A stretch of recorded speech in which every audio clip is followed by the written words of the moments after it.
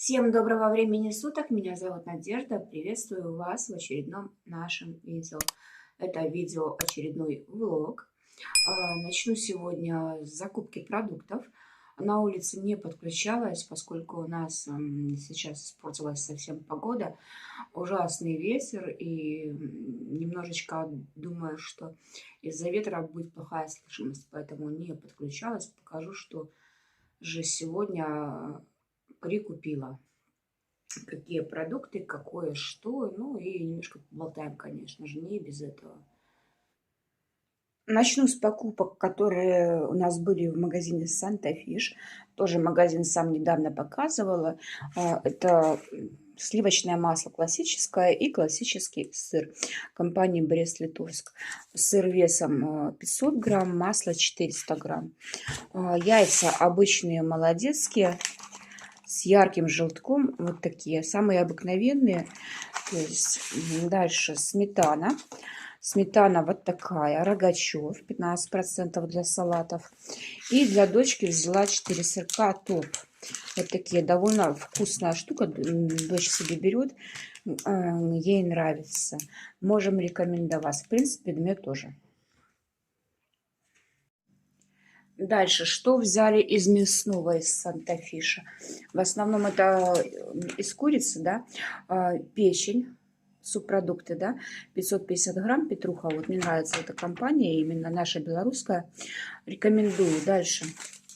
Вот такая вот штучка, цыпленок табака. Он уже в маринаде, то есть для запекания. Есть свинина для запекания, многие знают, а есть вот такая вот штука, новинка, да, тоже петруха мастер, да, цыпленок табака, уже замаринованный.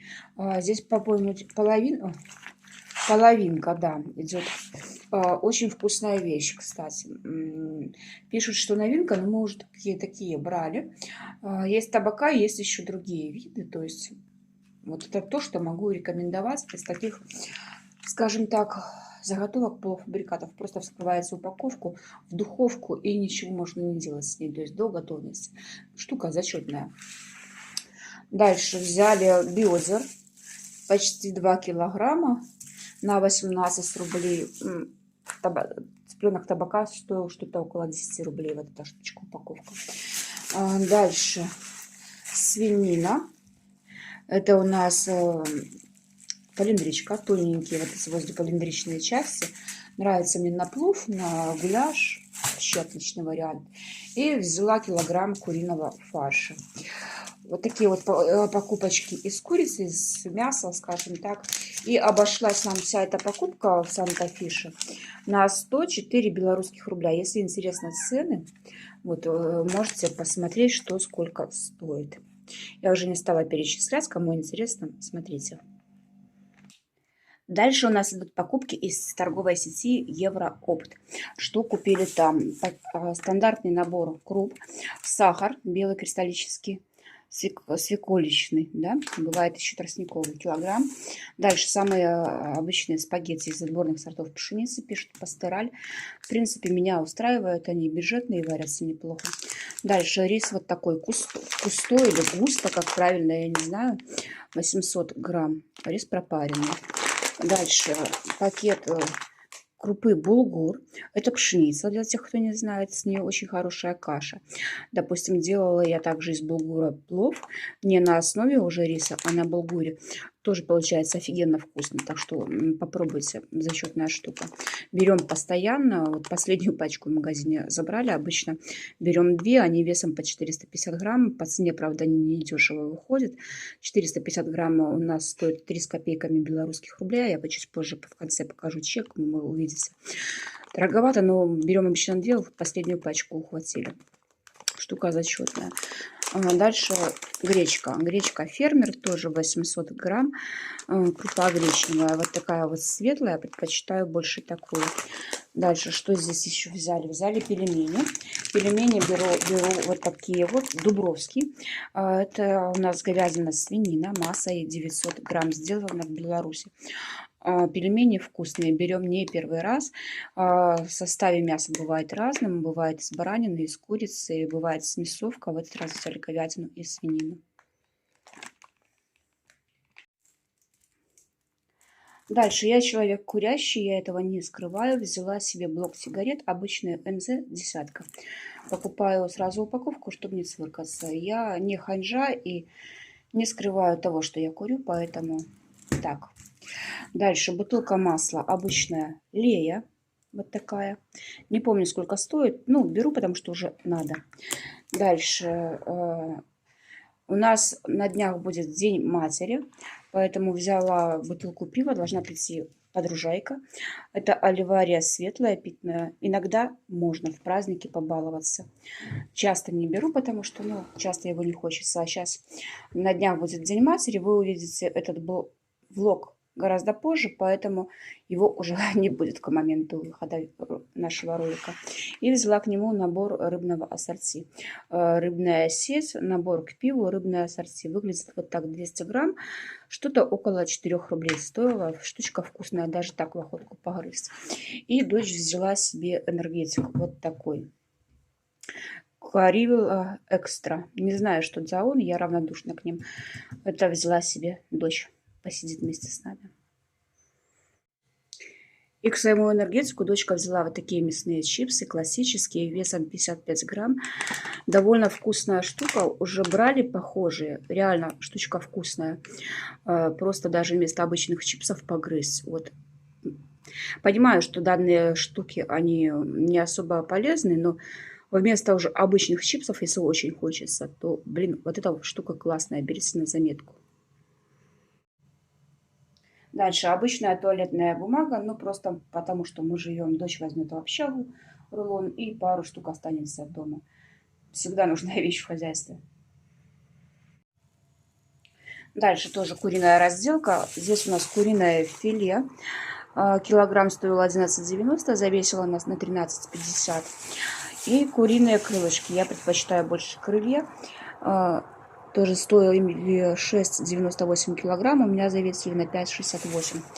Дальше взяли 4 помидора обычные. Такие крупные, довольно-таки неплохие. Были на ветке, но ветка сломалась. Как бы, ну, такая вот штука. Стали в Евроопте. Делать такие длиннющие пакеты, что очень удобно. Можно взять побольше, конечно, такой пакет. Дальше. Колбаска алипийская петруха. Вкусная, кстати, штука, несмотря высший сорт. Несмотря, что она куриная, ну вот, блин, сколько вот ее покупаем, и она не надоедает. Они такие колбаски есть абсолютно разные. Мюнхенская, Монако, еще какая-то там разные сорта. Обратите внимание, очень вкусные колбаски. Дальше сыр. Сыр карат, сливочный, он ломтиками, такими полосками, дочь на бутерброды себе берет. Дальше. Половинка батона. Берем по половинке, батон молодость.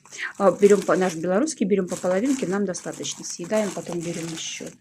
Дальше вот такие вот листы маги на бумаге для жарки с чесноком и травами. Тоже подсели на эту штучку. Жарим, что жарим? Филейку. Отбиваю, просто в лист завернула, пожарила. Все, 5 минут, обед готов. Тоже, если очень срочно, допустим, выручает, занимает минимум времени на готовку. И взяли вот такую вот штучку, горячая штучка чебупицца, мега сырище.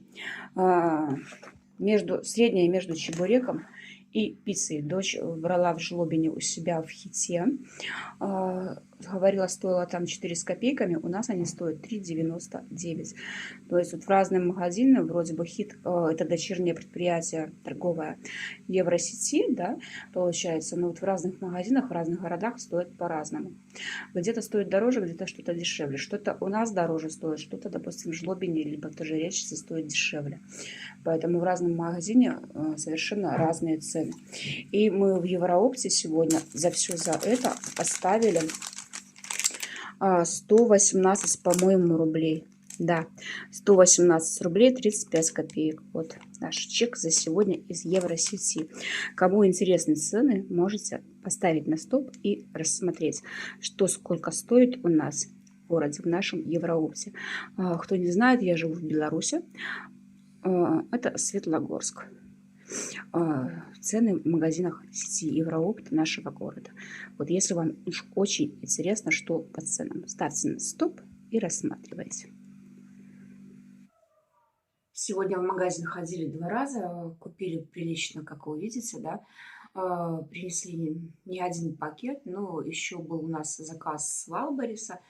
Но распаковку я уже сделаю в отдельном видео, поскольку есть зрители, которые приходят только на обзоры с Валберис покупок, поэтому Валберис будет отдельно. Ходили в магазин в этот раз сами.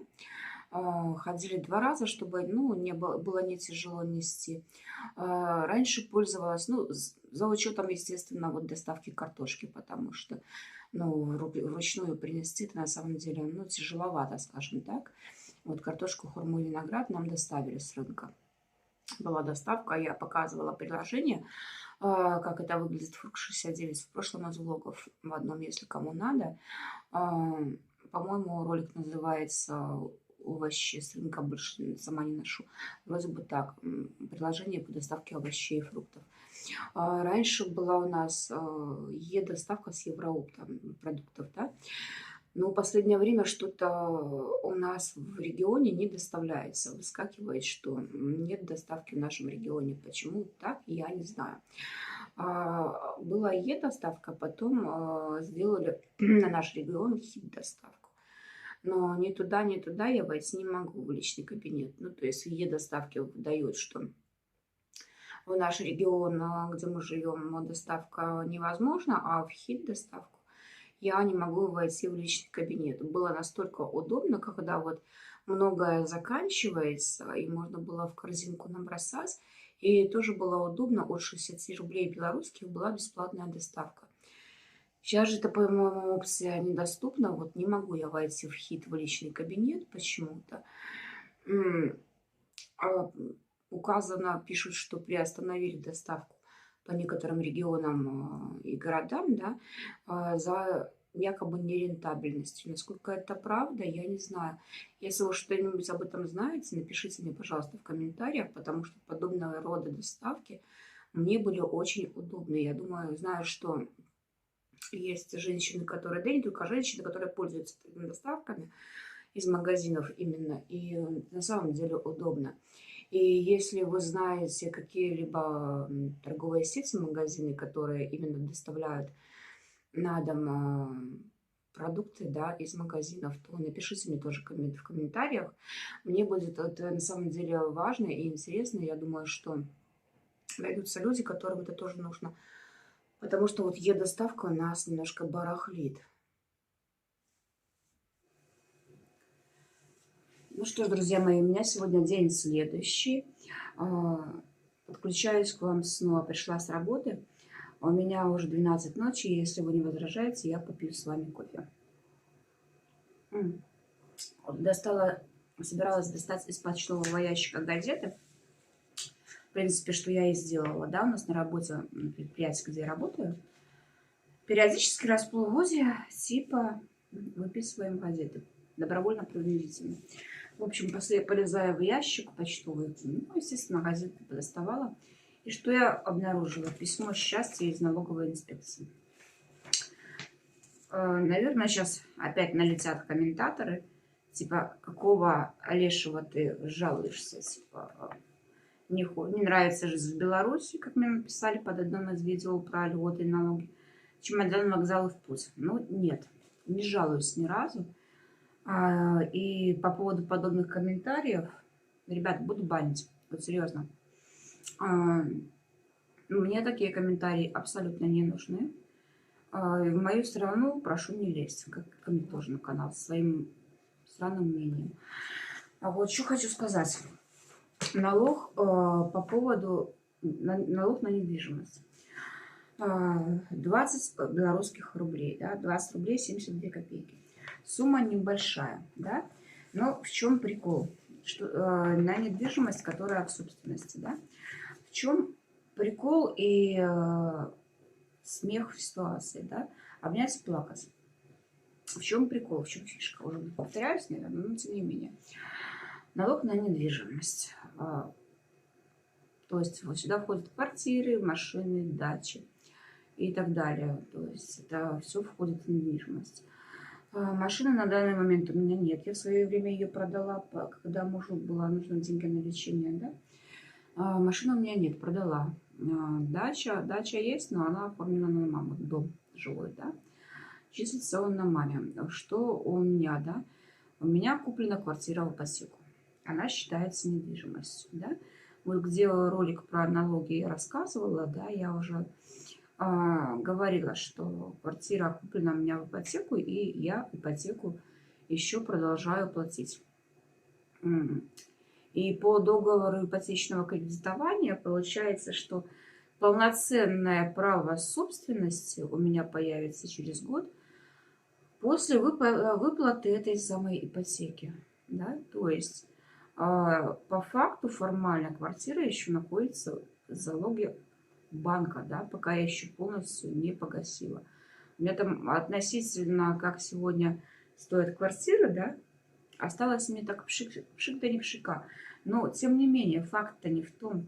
Факт в том, что она еще ипотека, в смысле, не выплачена. И да, я сейчас не жалуюсь, я просто рассказываю факты.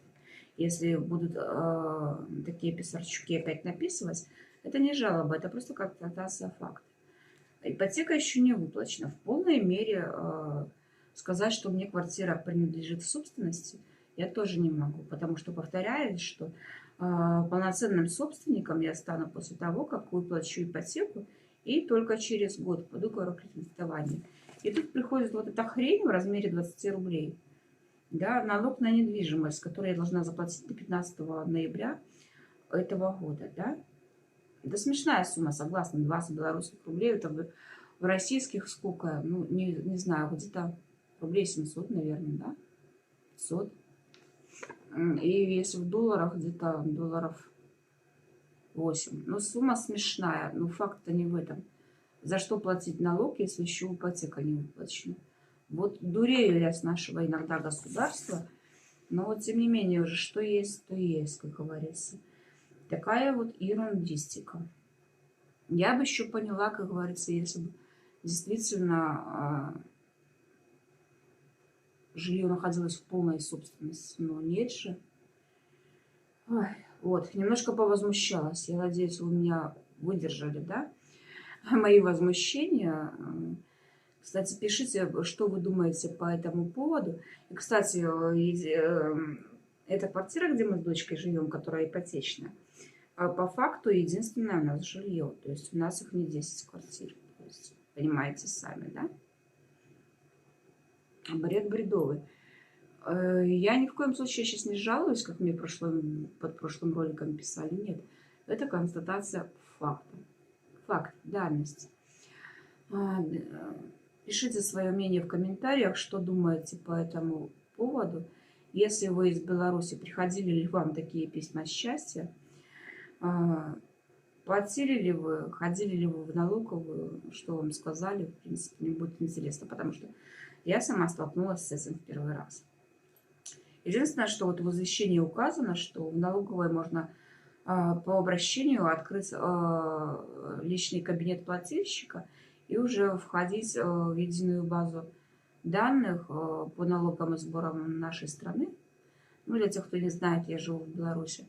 И платить уже налог самостоятельно при входе через логин и пароль. Вот нужно будет сходить, потому что личный кабинет мне налоговой все равно нужно будет создать. Потому что я плачу как ремесленник раз в год, 2 базовые величины. Мне будет в любом случае как бы удобнее платить из дома. Даже этот ремесленнический сбор. Плюс налог с Яндекс.Дзена. Наверное, ее надо будет, кстати, уточнить в налоговой, потому что я не оплачивала за прошлый год. В прошлом году у меня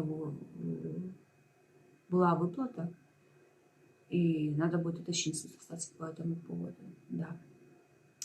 Так что в налоговую мне придется даже по поводу Яндекс.Дзена сходить. Вот такая вот история, ребят. Так что пишите в комментариях, сталкивались ли вы, что думаете по этому поводу. Предлагайте свои темы для болталок, для сюжетов, для рубрики «Психология отношений», для рубрики «Истории сайта знакомств». Да? У меня на канале есть такие рубрики, помимо влогов, закупок и обзоров. Да? Если у вас такое есть желание, Пишите в комментариях, либо если не в комментариях, то под каждым видео я оставляю ссылку на свою соцсеть ВКонтакте, можете писать мне там. Но на сегодня я буду прощаться, потому что время у меня уже 1 час ночи, честно говоря, уже пойду в баиньки. И увидимся с вами уже в новых видео. Но у меня на сегодня все. Пока-пока.